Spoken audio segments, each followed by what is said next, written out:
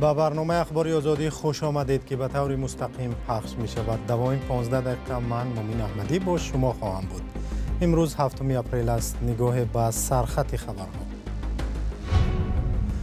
گروهی از شهروندان تاجیکستان در عربستان سعودی درماندند. زائران میگویند یک شرکت ازبکستانی آنها را به کعبه آورد ولی برنمیگرداند. جوانی که سری وقت برای خدمت عسکری حاضر نشد بر عوض 36,000 سامانی از جوابگری رها می شود.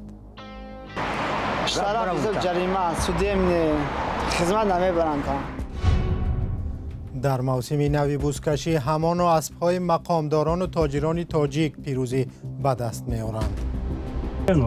یخی وقت 2 جا میگیرن 3 جا یخی وقت نمیشود.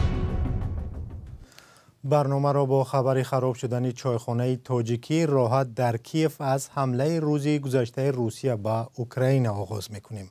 با وجود تلاش‌های جامعه جهانی برای آتش‌بس در اوکراین، روسیه حمله به همه شهرهای این کشور را ادامه می‌دهد. روز 6 اپریل در چنین حمله مکان دوست داشتنی تاجیکان در کیف نیز کارناشی هم شده است. همکارم میرزانبی خالقزاد گزارش می‌دهد. چایخانه تاجیکی راحت در پایتخت اوکراین در حمله موشکی روسیه روز 6 اپریل قسماً ویران شده است. چایخانه راحت. چند تاجیک مقیم کیف در صحبت با رادیو آزادی گفتند که چایخانه کارناشایم شده است و درهایش را برای مشتریان بسته است. به گفته آنها چند موشک روسیه به اطراف چایخانه افتاده تیریزه‌های آن را شکست و داخل بینا را خراب کرد. صاحب چایخانه گفت در زودترین فرصت دوباره کاریان آغاز خواهد شد، ولی نگفت که از این حمله چقدر زیان دیده است. بار اول نیست که این چایخانه زیان می‌بیند. ماه فوریه در چنین حمله چایخانه راحت سوخته بود. چایخانه راحت با پیشنهاد طعام‌های ملی در مرکز کیف یک مکان معروف برای تاجیکان مقیم اوکراین و بعضی از ساکنان محلی دانسته می‌شود. برای تا 100 مشتری جای دارد. در عکس‌ها در شبکه‌های اجتماعی دیده می‌شود که سفارت تاجیکستان در اوکراین نیز اکثر چاره‌بینی‌های فرهنگیش را در همین چایخانه می‌گذراند. تاجیکان مقیم کیف میگویند سرنوشت این چایخانه راحت شبیه چایخانه همنامش در دوشنبه نخواهد بود و روزهای نزدیک بازسازی و درهایش برای مشتریان باز خواهد شد. ادامه برنامه. یک گروه از شهروندان تاجیکستان که طریق شرکت‌های ازبکستان به حج عمره رفتند میگویند که فریب خوردند. با گفته زائرین شرکت برای 14 روز آنها را به عربستان برد ولی 20 روز گذشت و بلیتی بازگشت را نمیگیرد. عین همین شکایت از خود شهروندان ازبکستان هم میرسد. مولا رجب یوسفی با تفصیلات بیشتر. من همین گاستینسه با سنی 18 مارت اومدیم.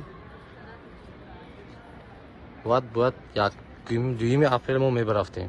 من همین روز 6 میشد 7 میشد همه به همه هوا بلیتو من نمیگیرم. امروز میگم پگه میگم فردا میگم بعد این گفتن که 16 بلیت میگیریم. میگم پلومای وزارت هست مختوان گیریم بلیت برویم.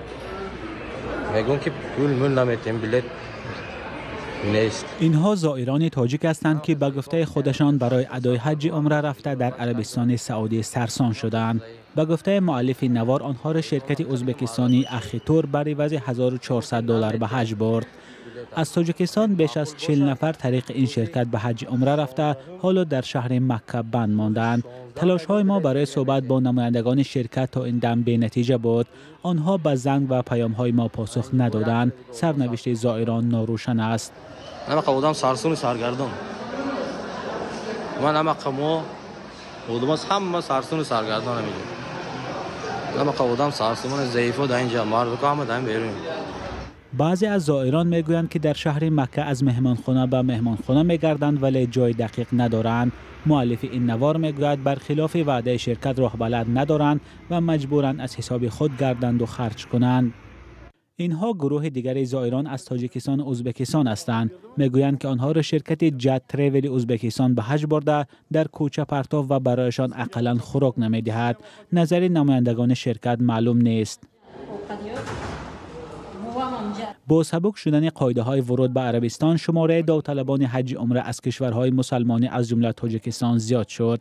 مقامات تاجیکستان بارها از مردم خواستند که به واسطه شرکت‌های رسمی روند. بعد سفر آنها درک میکنند که متاسفانه فریب خوردند و با اعلان‌های در بیشتری موارد بر دروغ شرکت‌های سیاحی کشورهای خارج متاسفانه باور کردند. تاکید مقام وکالتداری دولتی در ساحه دین همین است که هموطنان ما سفرهای حج و عمره خود را توسط شرکت‌های وطنی و مقامات وکالتداری دولتی عملی نمایند. در تاجیکستان 2 شرکت و هم کمیته دین خواهشمندان را برای ادای حج عمره به عربستان سعودی می‌فرستند، اما ساکنان برتری می‌دهند که به واسطه ازبکستان سفر کنند.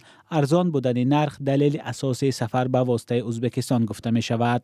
مولا رجب یوسفی، رادیوی آزادی، دوشنبه.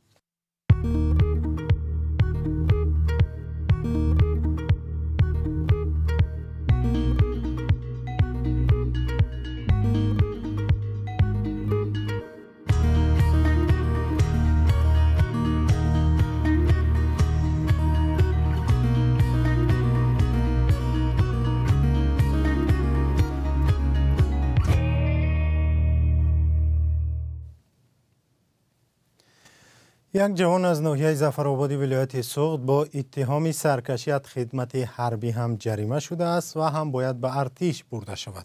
پیشتر والدین نوروز نورزاده بر رادیو آزادی از شکنجه شدن پسرشان شکایت کرده بودند، ولی از روی این حالت یگان مسئول شعبه کارهای داخلی این ناحیه به جوابگری کشیده نشده است. وکیل مدافعش میگوید موقع زیرحمایه‌اش این است که برای برقرار کردن عدالت تا زینه‌های بالایی مراجعت خواهد کرد. فرزان محمدی تفصیلاتی بیشتر دارد. دادگاه ولایت سوخت روز 2 اپریل در مرحله بازنگری حکم نوروز نورزاده آن را به تغییر گذاشت. 2 ماه پیش رئیس دادگاه ناحیه ظفرآباد این جوان 22 ساله را برای سرکشی از خدمت حربی 36,000 سامانه جریمه بسته بود. برای 2 ماه در بازداشتگاه بودنش قسمی از این مبلغ را کم کردند. طلور سود در آماده گفتن که اوز سوده دیده شده هم کارو تا گفتن اشتراک جریمه سوده خدمت نمیبرند. اما طلب شما چی بود؟ ازود است سفید کرده شود سوده نشم به خدمت حربی را میکنیم. شما در عریضه شکایتتون همیخیل نوشتید و یک کساتسیونی همیخیل نوشتید. البته روز از بالای این سودم با سود بالای با شکایت میبرید برای سفید شدن تو؟ بله. همین روز امکان سپردن این مبلغ از نگاه شرایط شما هست یا نیست؟ نیست داخل. من هم دیده بودم مش رفتم خیلی گریب که آچه بسیار لطکوبم کردم. شب پیدنم گفت فوتبال باریم این طرف یک تاش این طرف میزندم بایش با این طرف میزند. والدین نوروز نورزاده روز 31 دکبر سال گذشته به رادیو آزادی گفته بودند که پسرشان 8 دکبر و بعد بازگشت از روسیه در گذرگاه فاتح آباد اویبک بازداشت شد. به گفته آنها فرزندشان را به شعبه کارهای داخلی ناحیه ظفرآباد فرستادند و آنجا یک شب لطوکوبش کردند، ولی نه در زینه اول دادگاهی و نه در مرحله شکایت کساتسیونی عاملان آن حالت به جوابگری کشیده نشدند. یگون نتیجه نگیره. نه چورش دیدن یگون چه زدن ما ایویست در آورده همون ملیسه خونه ظفرآباد ناحیه ظفرآباد. باز همون با شو کار کرده سیان. ساسا میونم غم می‌کردم میونم. اینقدر دویدن نمیتونم. بعدش با اکنون شما میخواهید که هم نوعا باید به جوابگری کشیده شود؟ بله. بسیار دشنامه‌ای بد کردن برای حالا این خانواده و هم وکیل مدافعش عزم دارند به زینه‌های از این هم بالایی دادگاه مراجعت کنند تا نوروز نورزاده سفید کرده شود و ماموران شعبه کارهای داخلی ناحیه ظفرآباد به جوابگری کشیده شوند. با حکم ناحیه ظفرآباد علکای وای هم باید جریمه سپارد و در اساس قانون جمهوری تاجیکستان درباره عهدهداری عمومی حربی و خدمت حربی ادا کردن خدمت حربی به او نیز واگذار کرده شده است. آنهایی که برای صادر کردن جنایت با حکم سود از آزادی محروم شده اند از دعوت به خدمت حربی آزاد کرده می شوند. از این لحاظ هم نورزاده نوروز برای شکایت کردن به سود زینه بالایی یعنی که مرحله نظارتی موقع خود را بیان نموده است.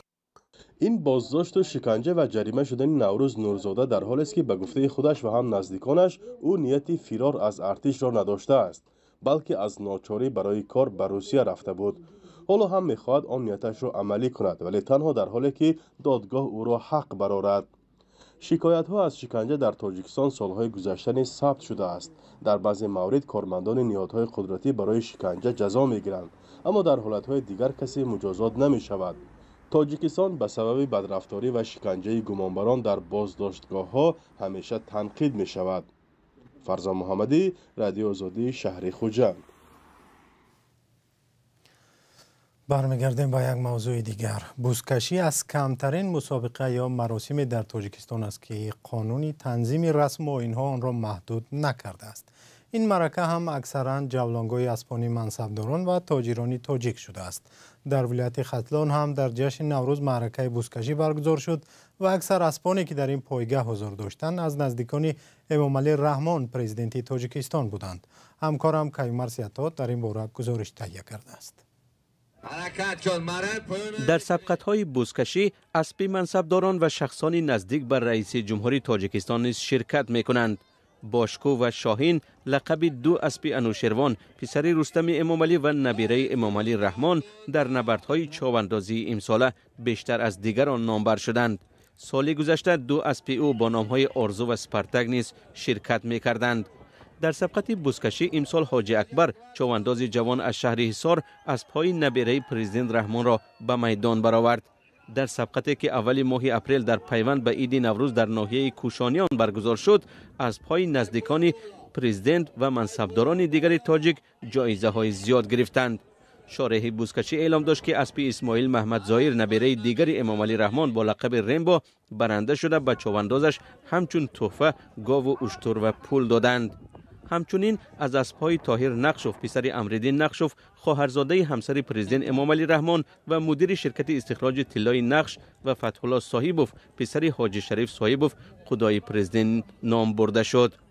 هرچند دارایی منصبداران و نزدیکان امامعلی رحمان معلوم نیست، چاواندازها ارزش یک اسب بزکشی را از $50,000 بالا میگویند. یک منبع از مقامات ولایت ختلان گفت که سبقت بزکشی با تشبث اسماعیل محمد ظاهر نبیره امامعلی رحمان گذشت. اسماعیل محمد ظاهر مالک شرکت ایم گروپ سبقت‌های بزکشی را تشکیل و نوارهایشان را پرره در شبکه‌های اجتماعی نشر می‌کند.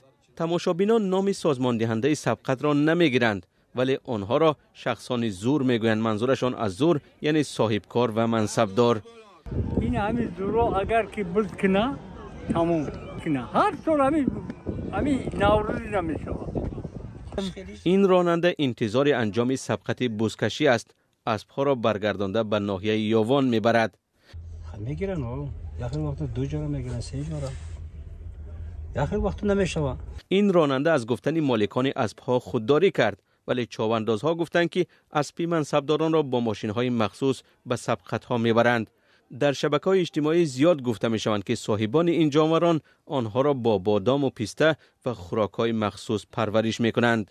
جایزه‌های بزکشی در ناحیه کوشانیان 4 خودروی برقی، 50 اشتر، گاو و پول بود و بیشتری آنها را چاواندازهای اسب‌های منصبداران و افراد نزدیک به خانواده پرزیدنت صاحب شدند.